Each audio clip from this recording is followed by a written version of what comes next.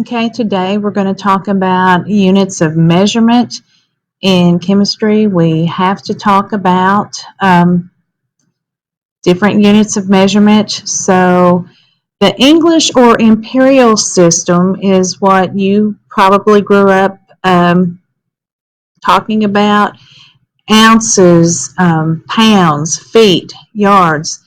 And the problem with that system of measurement is there's no consistency among the different units. There's 12 inches in a foot. There's 3 feet in a yard. There's 5,280 feet in a mile. So there's no common or commonality in between the different units. The metric system, however, is based on multiples of 10. So when we calculate, and in chemistry we will calculate quite a bit, it makes it very easy to perform these calculations because everything is based on multiples of 10. The SI system of units, and it's called SI because it's the International System of Units, is the system that's agreed upon by all the different scientists worldwide, and it is based on the metric system. So there are 7 base units that we're going to talk about in chemistry, and then there's some additional ones that we will discuss, but these are the base units that are going to be important for us. For mass, the kilogram is the base SI unit for the mass of an object. For temperature, it is the Kelvin. For length, it is the meter. For time, second. For electric current, the ampere or the amp. For the amount of a substance, the mole. And the luminous intensity is a candela. And a kilogram, to give you an example, a kilogram is a little over 2 pounds of a substance. A Kelvin, the temperature of Kelvin is 273 Celsius degrees. Kelvin is whatever a Celsius degree is plus 273. A meter is a little over a yard. Seconds, of course, you know what that is. Ampere is a common, an amp. That's, I don't know what I could compare that to. The amount of a substance, a mole, and we'll talk about this later. Moles can be considered a count, an actual number, and that's Avogadro's number, 6.02 times 10 to the 23rd particles, an actual count. It can be the mass, the molar mass of an element, or it could be the volume of a gaseous element. So we'll talk about that later. And then the luminous intensity, or that's the brightness of a light, and that's measured in candelas. Okay, the other important SI units, the electrical charge is a coulomb. Energy, the amount of energy something produces or emits, is a joule. The force is the Newton.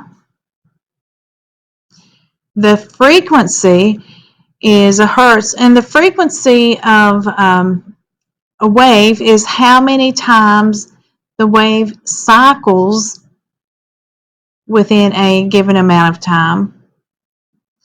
And the pressure is the Pascal. Volume is considered a derived unit, and that's a cubic meter.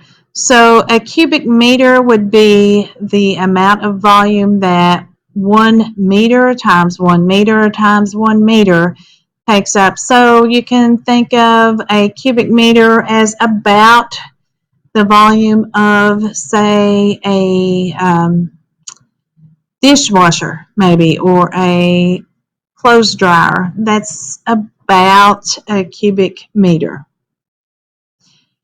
Okay, the basic metric units, and these are going to be the ones that we would be more interested in using in a chemistry laboratory setting that we would be involved with. Now, on a great volume scale in a manufacturing environment, kilograms of material would be applicable, but for our laboratory setting, we would be interested in using, say, a gram of a substance. We're not going to be using 2.5 or over 2 pounds of something at a time. We'd be using about a gram. A gram is the mass of a dollar bill, for instance. The length is the same. Length is a meter. We might be measuring centimeters in a high school laboratory setting, but the basic metric units is still the meter. The volume, the basic metric unit is the liter, and time is the same, it's a second. And temperature, we measure temperature in Celsius degrees. If we want to convert to Kelvin, we add 273 to whatever Celsius degree we measure to convert to Kelvin. These are metric prefixes, so if we measure out, if we want to convert from, say, a meter and we want to know how many milliliters there are, we would multiply by 10 to the minus 3 because there are 1,000 millimeters in a meter.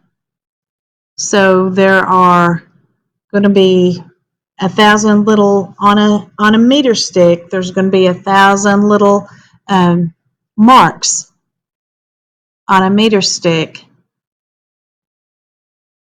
On a meter stick, there's 100 little divisions.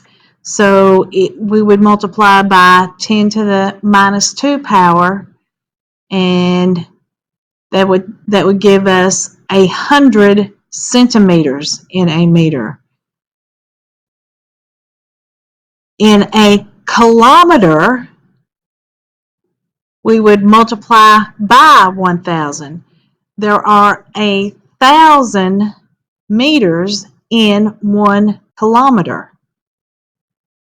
And that's how you would multiply and solve for how many there are based on the prefixes. So to convert between the basic metric unit using the prefixes, you multiply by the power of 10 listed for the appropriate prefix.